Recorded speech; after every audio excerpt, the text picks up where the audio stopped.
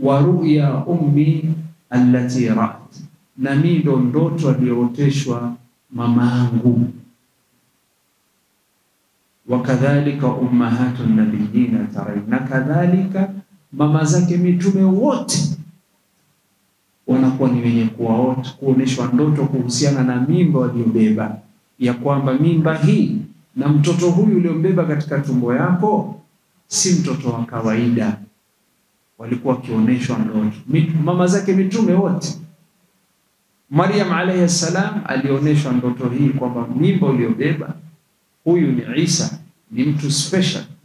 Kadhalika Nabillahi Muhammad sallallahu alayhi wasallam, mamake Amina binti Wahab alioteshwa kwamba hii mimba si mimba ya kawaida. Ulama wakasema alioneshwa nini Amina binti Wahab ummu nabii sallallahu alayhi wasallam? Qalu tara manaman ala anna ma fi batniha lahu sha'n, anaoneshwa katika ndoto kwamba kile ulichobeba ndani ya tumbo yako, basi ujue ya kwamba huyu mtu ama huyu mtoto atakuwa ni mtu muhimu sana. Na Rasul sallallahu alayhi wasallam, wa inna umma rasulillahi sallallahu alayhi wasallam ra'at hina wada'athu nuran adaa'at lahu qusur ash-Sham, na pindi alipojifungua Mtume Muhammad sallallahu alayhi wasallam, mamake akaoneshwa nuru katika ndoto, akaoneshwa nuru ambayo iliyosambaa mpaka ikafika Sham. Nuru inayotoka kutoka tumbo yake akaoneshwa katika ndoto, nuru hiyo kutoka Makka Madina imefika mpaka Sham, mwangaza kama vile jua ikitoka uweka mwangaza, basi nuru kutoka tumbo yake ilikuonyesha hiyo alioteshwa. Sasa hii ndoto ni bishara. Kila mtume aliyezaliwa mamake alionyeshwa jambo muhimu kuhusiana na mimba aliyobeba. Watukufu wa Islamu, masahaba pia waliota.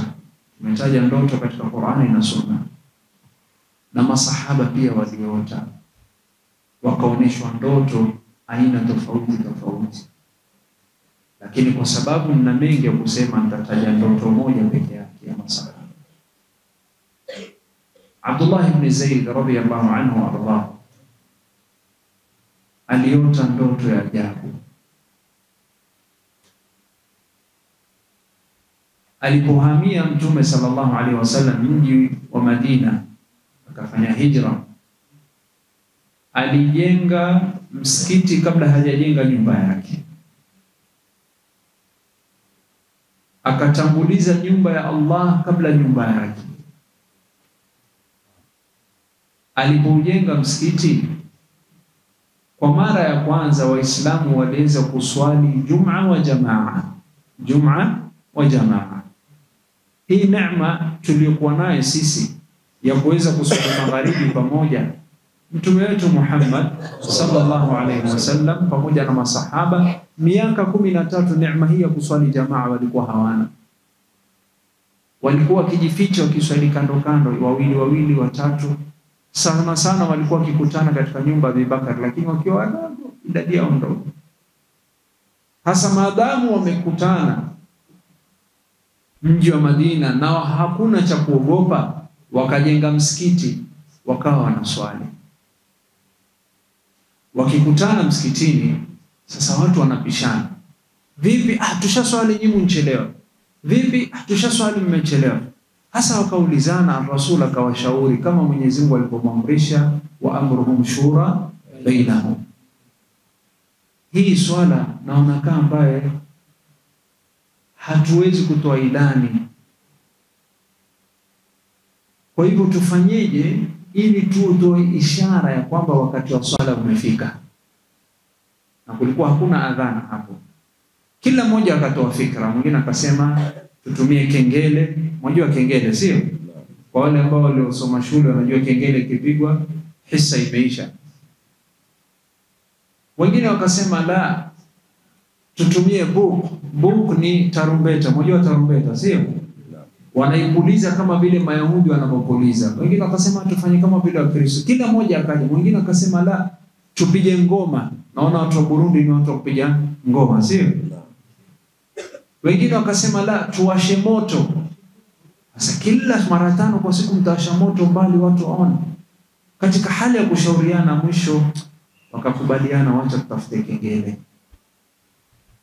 Wa huwa An-Nabii sallallahu kana yakra, alikuwa hapendezwi na hii fikra, lakini madamu imepita katika shura akasema sawa. Abdullah ibn Zaid radhiyallahu anhu alipofika nyumbani, ili wazo kila mmoja asema tufanyeje. Akalala. Alipolala akajiwa na watu wawili katika ndoto waliokuwa na sura nzuri, waliovaa mavazi mazuri, wakamchukua. Na hawa watu walikuwa wamebeba kengele. Akawaambia, si munipe hii kengele na muniuzie. Akaulizwa, watakia nini hii kengele? Katika ndoto akasema, nataka kuinunua nipate mimi hiyo thawabu, nimpelekee Mtume Muhammad sallallahu alaihi wasallam aitumie kama ilani kuonesha kwamba wakati wa swala imefika. Ikifika alfajiri yapiga kengele, ikifika dhuhuri yapiga kengele, ikifika magharibi yapiga kengele, ikifika ishai yapiga kengele, ikifika alasiri yapiga kengele. Wale wakamwambia, la, tutakupa fikra bora zaidi. Akauliza, fikra gani? Akamwambia, ikifika wakati wa swala waonaje useme maneno haya: Allahu akbar, Allahu akbar, Allahu akbar, Allahu akbar, ashhadu an la ilaha illa Allah, ashhadu an la ilaha illa Allah, ashhadu anna Muhammadar Rasulullah, ashhadu anna Muhammadar Rasulullah, hayya 'ala as-salah, hayya 'ala as-salah, hayya 'ala al-falah, hayya 'ala al-falah, Allahu akbar, Allahu akbar, la ilaha illa Allah. Na ikifika wakati wa kusimamisha swala, watu washakusanyika, umewaita hayya 'ala as-salah, hayya 'ala al-falah. Ikifika wakati wa swala utaqimu kuonesha kwamba iqamati swala imefika. Allahu akbar, Allahu akbar, ashhadu an la ilaha illa Allah, ashhadu anna Muhammadar Rasulullah, hayya 'ala as-salah, hayya 'ala al-falah, qad qamati as-salah, qad qamati as-salah, Allahu akbar, Allahu akbar, la ilaha illa Allah. Baada ya kuota hiyo na maneno hayo kuambiwa, akazinduka kutoka usingizi. Akaenda Abdullah ibn Zaid mpaka kwa Mtume sallallahu alaihi wasallam. Akasema, ya Rasulullah, kuna ndoto nimeota, nataka nikueleze na nataka unipe maana yake. Akamweleza ndoto kwamba aliona watu walikuwa na kengele, akasema niuzie. Akamweleza kisa yote mpaka adhana akamweleza na iqama akamweleza. Ar-Rasul akafurahi, akasema, innaha ru'ya haqqun insha Allah, hii ni ndoto ya haki imetoka kutoka Mwenyezi Mungu, na wale wawili ulioota ni malaika wametumwa, kwa hivyo hatutumii tena kengele. Akamuuliza Abdullah ibn Zaid, bado wakumbuka maneno niliyokuwa ulioambiwa katika ndoto? Akamwambia, naam, nakumbuka. Akamwambia, mualqiha ala Bilal fa innahu anda minka sautan, mweleze Bilal, kwa hakika ana sauti ya juu zaidi. Hasa na kweli wafana na Bilal, mashaallah. Njoo karibu sheikh. Sasa shikilia, njoo karibu sheikh. Hasa kama sheikh yuadhini, akamwambia, waweza kumnomozea kwa masikio? Akamwambia, naam, naweza. Sasa akamwambia, mfundishe. Ashika, sema Allahu akbar, Allahu akbar, Allahu akbar, Allahu akbar, Allahu akbar, Allahu akbar, Allahu akbar, Allahu akbar, ashhadu an la ilaha illa Allah, ashhadu an la ilaha illa Allah, ashhadu an la ilaha illa Allah, ashhadu an la ilaha illa Allah, ashhadu anna Muhammadar Rasulullah, ashhadu anna Muhammadar Rasulullah, ashhadu anna Muhammadar Rasulullah, أشهد أن محمدا رسول الله. حي على الصلاة. حي على الصلاة. حي على الصلاة. حي على الصلاة. حي على الفلاح. حي على الفلاح.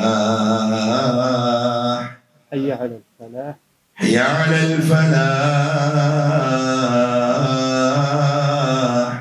الله أكبر الله أكبر. الله أكبر الله أكبر.